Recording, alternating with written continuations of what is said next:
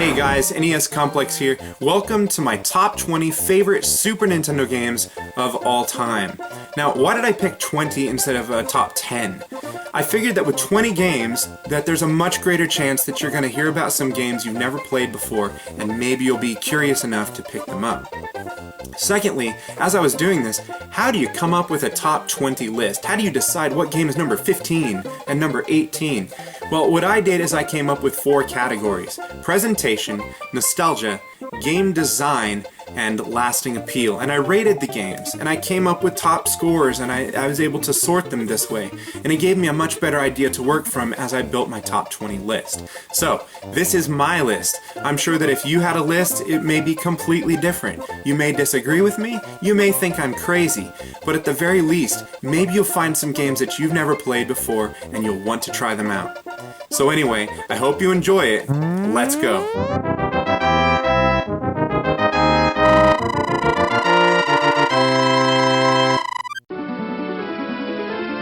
Number 20, Gradius 3.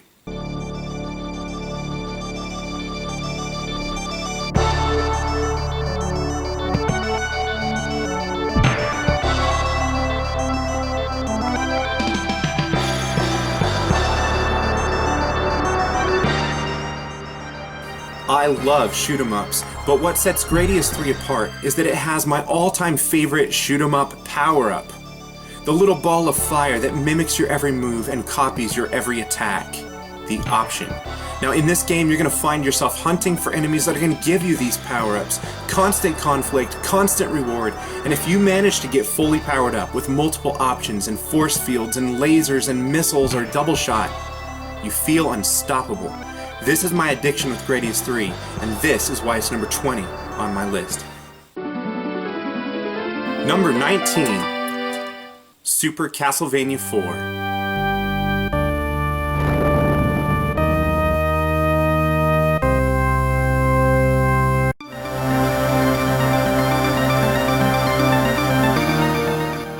I rented this game soon after getting a Super Nintendo as a kid, and while I love the Castlevania games on the NES, this game completely blew me away and really seemed to balance out the inconsistencies that the series had had up to that point.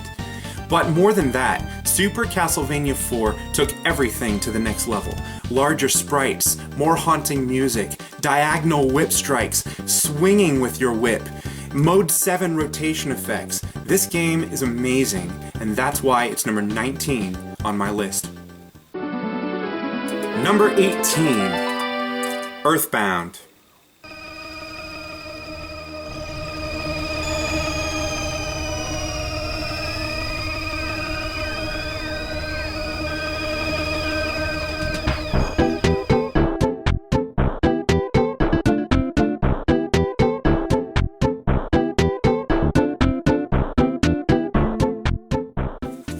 I've played a lot of games in my life, but Earthbound is, well, insane.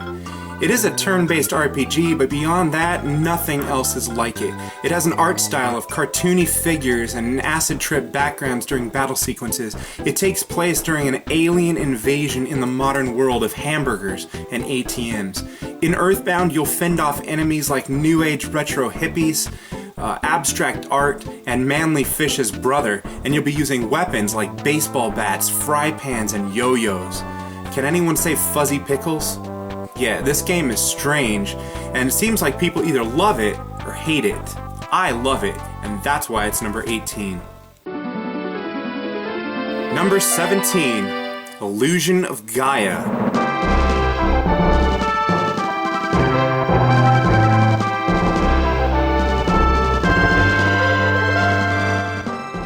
Illusion of Gaia is an action RPG and part of the loosely linked trio of games that include Soul Blazer and the overseas-only Terranigma.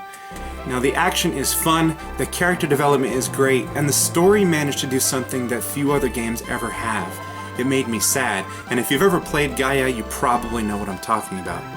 Now I think this game is overlooked, but if you're like me and you love Secret of Mana and The Legend of Zelda, then you probably love Illusion of Gaia as well. Number 16, Super Mario RPG Legend of the Seven Stars.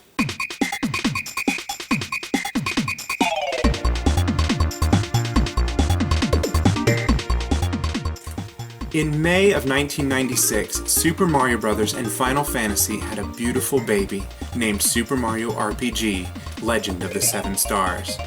This collaboration between Squaresoft and Nintendo was almost surreal, but I remember being completely impressed by the graphics and the wit and charm of the writing. But what really set this game apart was the timed button press battle mechanic. Now, in many ways, Super Mario RPG is just like any other RPG, but the timed button press mechanic added a certain level of engagement to the battles, and setting the game in the Mario universe was awesome. What an amazing game. Number 16 on my list. Number 15, Donkey Kong Country.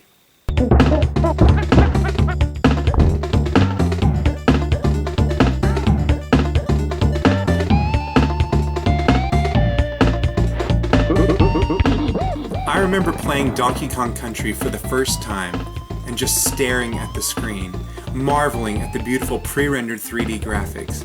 But that's not why I love this game. What I love is the diversity of gameplay. Riding on rhinos and swordfish, barrel cannon launch sequences, frantic minecart stages, and the environments were a good mix too, of jungles and caves and mines and snowy peaks and factories.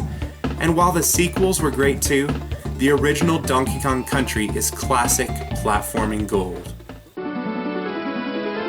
Number 14, FZero.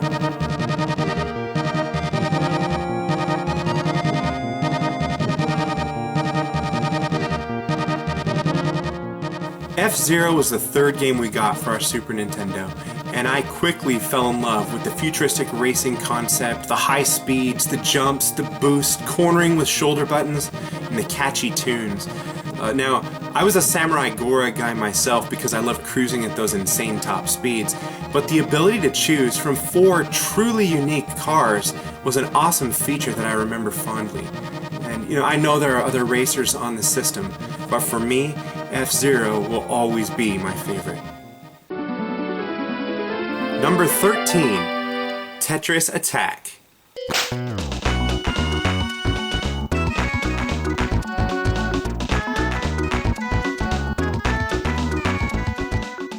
Tetris Attack is a top-notch puzzler. The simple block switching mechanism hides the truly complex task of finding which exact blocks to switch.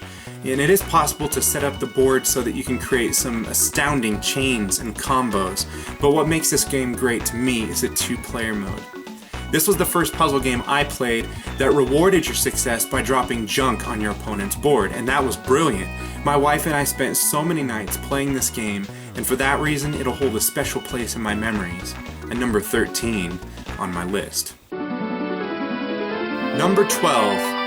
The Magical Quest, starring Mickey Mouse.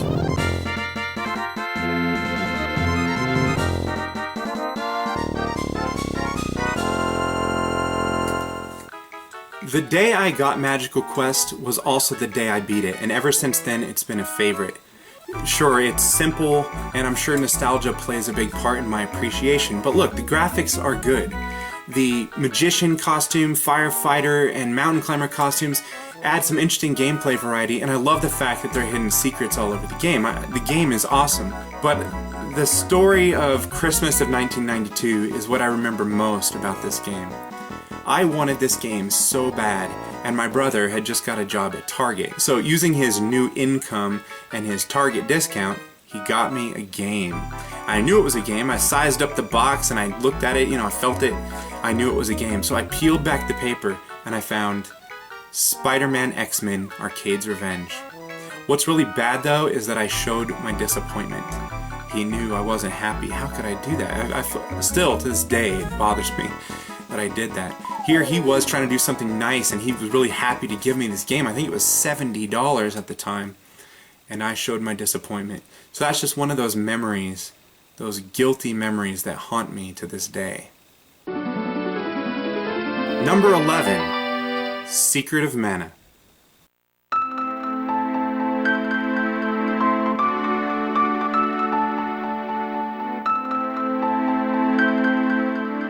I used to always look for Zelda-style action RPGs, and when I heard about Secret of Mana, I was definitely excited. When I finally played it, It wasn't quite Zelda, but I quickly learned to appreciate the differences. That early scene when the voice beckons you to come find the sword will always be a treasured gaming moment. But it was just the start of a spectacular gaming experience. I love in Secret of Mana the art style, I love the elemental spells, I love the combat system, the menu rings, and the fact that you can play 3 players simultaneous co-op at that time with this kind of game was really revolutionary. It was fun to play then, Secret of Mana is fun to play now, and that's why it's number 11 on my list.